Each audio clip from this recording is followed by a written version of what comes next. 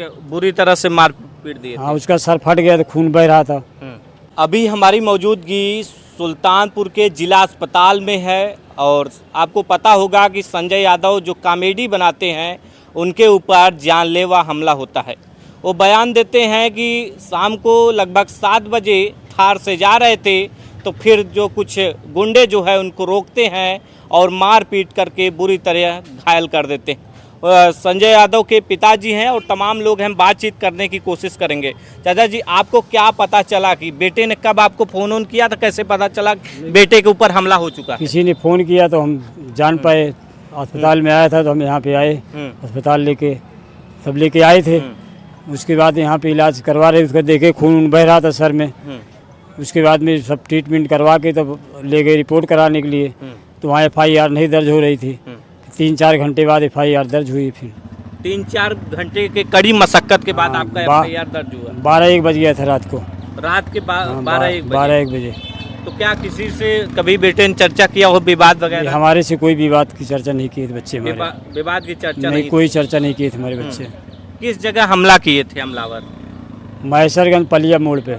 मैसरगंज पड़िया मोड़ पे। हाँ, पलिया। तो आप कितने बजे पहुंचे थे बेटे के पास? 7 बजे वो बता रहे हैं हमला हुआ है, लगभग 7 बजे। तो कितने हम बजे? आधे घंटे बाद पहुंचे थे वहाँ पे। अच्छा, लगभग 7:30 बजे। 7:30-8 बजे तक। 7:30-8 बजे तक।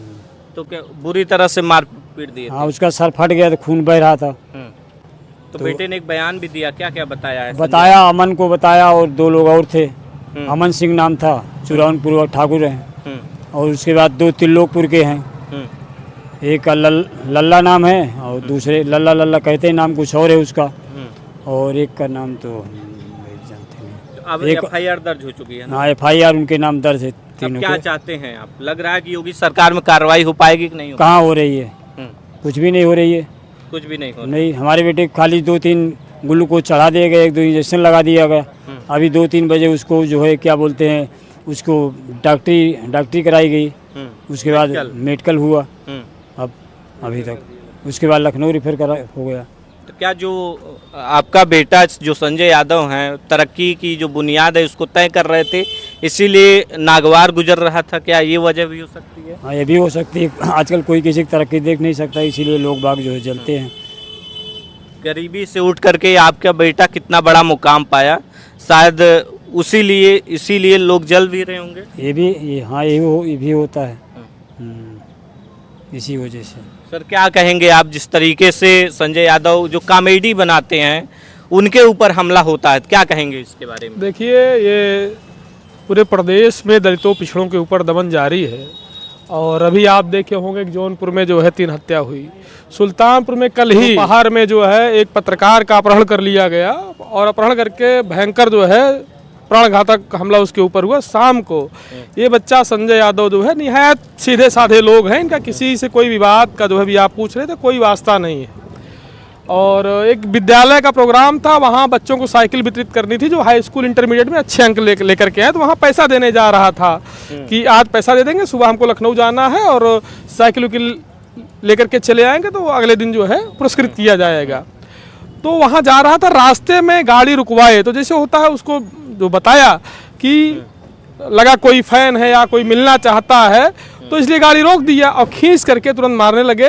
राड से मारे सर फट गया और एक बच्चा सुर प्रताप है जो गाड़ी चला रहा था उसका हाथ टूट गया। मतलब जानलेवा हमला था।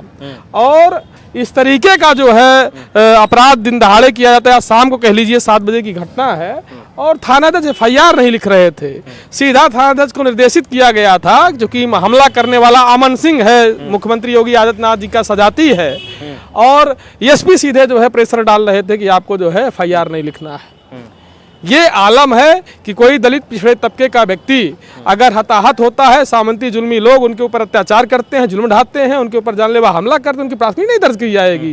ये संविधान का राज है या मुख्यमंत्री आदरणीय योगी आदित्यनाथ जी ने खुला फरमान जारी कर दिया है कि अगर ठाकुर हमारे सजाती लोग किसी को मारेंगे उसकी FIR न लिखी जाए। अगर एक गरीब का बच्चा गाड़ी लेकर चलता है, किसान का बेटा गाड़ी लेकर चलता है, आपके सीने पर सांप लौट जाता है।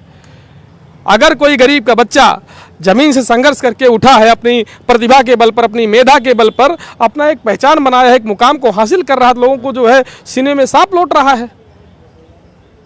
प्राणघातक हमला कर रहे हैं और पुलिस कार्रवाई नहीं कर रही है। ये आलम है। इससे इस सरकार का न्याय चरित्र और पुलिस प्रशासन का जो जातिवादी जो रवैया है कि दलित पिछड़े तबके के लोग मारे जाएं, उनके ऊपर अत्याचार हो, उनकी प्राथमिकी दर्ज हो, और मारने वाला पहले तहरीर देता है छिनेती की एफआईआर। आप सोचिए, जो पीड़ित है उसकी एफआईआर नहीं लिखी जा रही है, तमाम जद्दोजहद के बाद रात में 1 बजे एफआईआर लिखी जाती है, और जो मारने वाला उसकी प्राथमिकी पहले दर्ज हो जाती है। ये है पुलिस का कारनामा। यानी एनसीआरबी के जो आंकड़े हैं वो दिखा रहे हैं जो पीड़ित है उसको मुजरिम बना दिया जा रहा है।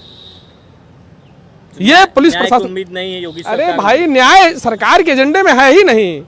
इस सरकार के एजेंडे में दलित पिछड़े लोगों को न्याय नहीं मिलना है। केवल न्याय की बात मंचों से होती है, लेकिन जब आप देखेंगे जिले जवार में जा करके हर गली चौक चौराहों पर दलित पिछड़े समाज के लोग पीटे जा रहे हैं, उनकी हत्याएं हो रही हैं और उनकी प्राथमिकी भी नहीं दर्ज हो रही है। काफी जद्दोजहद के बाद करीब रात 1 बजे एफआईआर दर्ज होती है, तो क्या लग रहा है कार्रवाइयां हो पाएगी? अभी तक किसी गिरफ्तारी हो पाई? देखिए, कोई गिरफ्तारी नहीं। मैंने बताया आपसे कि पीड़ित के ऊपर जो है पहले मुकदमा लिखा गया और थाना अध्यक्ष पर दबाव था कि यादव हैं, यादव की एफआईआर ना लिखी जाए। तो इस सरकार में जो है दलित पिछड़ा होना एक गुनाह है, और रामराज के एजेंडे में जो है ये दलित पिछड़े नहीं आते हैं। रामराज में दलितों पिछड़ों का सबका विकास का नारा झूठा है। सबका साथ सबका विकास का ये वही है। तुम्हारी फाइलों में गांव के मौसम गुलाबी है, ये आंकड़े झूठे हैं, दावा किताबी है।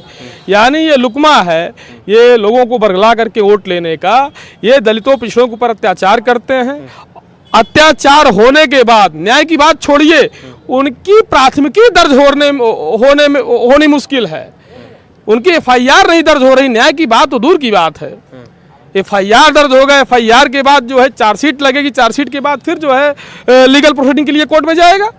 जब एफआईआर ही पीड़ित की नहीं लिखी जाएगी, पीड़ित को खुद मुजरिम बना दिया जाएगा, तो पीड़ित तो ऑलरेडी फिर जो है वो संजय यादव पर भी मुकदमा लिखा जा चुका है। बिल्कुल फर्जी मुकदमा लिखा थाना अध्यक्ष ने। क्या लिखा गया उसमें? अरे तमाम तरह की फर्जी बीएनएस की जो भी गंभीर धाराएं, उसमें मुकदमा लिख दिया छिनेती फिनेती का, फर्जी की एफआईआर लिख दी। सत्ता के सांठगांठ जो पुलिस प्रशासन है, वो सत्ता में कुछ अपने हमारे कुछ माननीय है, अपने जाति लोगों को खुला संरक्षण दे रखे हैं कि आप दलितों पिछड़ों के ऊपर दमन ढाओ, इनको मारो, इनको पीटो, कोई मुकदमा नहीं होगा। तो आपके ही बेटे पर, संजय यादव पर हमला होता है और उल्टा आपके बेटे पर मुकदमा भी हो जाता है। दर्ज हुआ मुकदमा हमारे बेटे पे। तो कहना चाहेंगे कुछ, जो लोग देख रहे हैं उनसे कुछ कहना चाहेंगे? भैया कोई कार्रवाई होती नहीं है, अब क्या कहें इसमें हम। कोई कार्रवाई नहीं हो रही? कहाँ हो रही है? होती तो पकड़े जाते लोग बाग, वो खुला घूम रहे हैं, वो भी वहीं पे। आज सुबह भी आज एक आदमी आया था मिलने के लिए, खुलेआम अमन गाली दे रहा था। हाँ, मारने की भी धमकी दिया आज भी। खुलेआम गालियां? हाँ, गाली दिया और मारने की धमकी दिया है आज भी। पहले तो हमला किया जाता है, हाँ, आज भी फिर से मारने हाँ, और हमला करने की धमकी दी आज जाती भी गाली दिया और मारने की धमकी बोला। तब तो आप बहुत डर के सायम जी रहे होंगे? डरे रहे हैं, खतरा ही हमको भी, हमारे बच्चे को भी खतरा है, हमारे बच्चे को तो ज़्यादा ही है।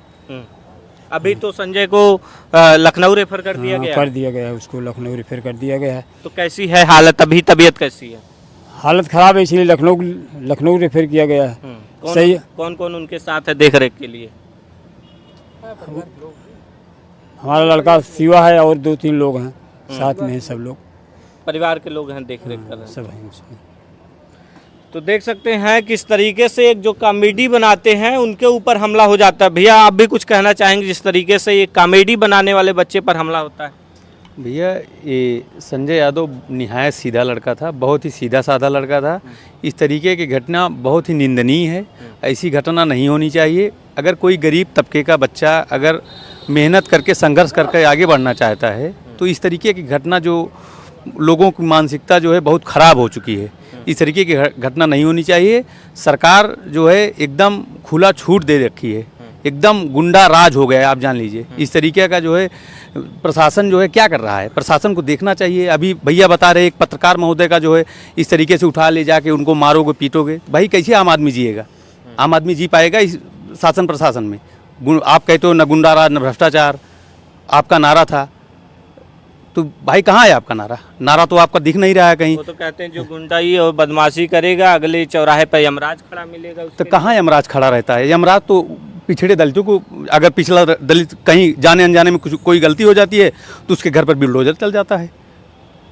कहाँ खड़ी है सरकार, बताइए, कहाँ प्रशासन कहाँ है? इस तरीके से अभी घटना हुई, ये भैया बताए जो है कोई त्रिपाठी जी पत्रकार हैं, उनके ऊपर घटना हुई, फिर भैया 7 बजे संजय के ऊपर घटना हो गई।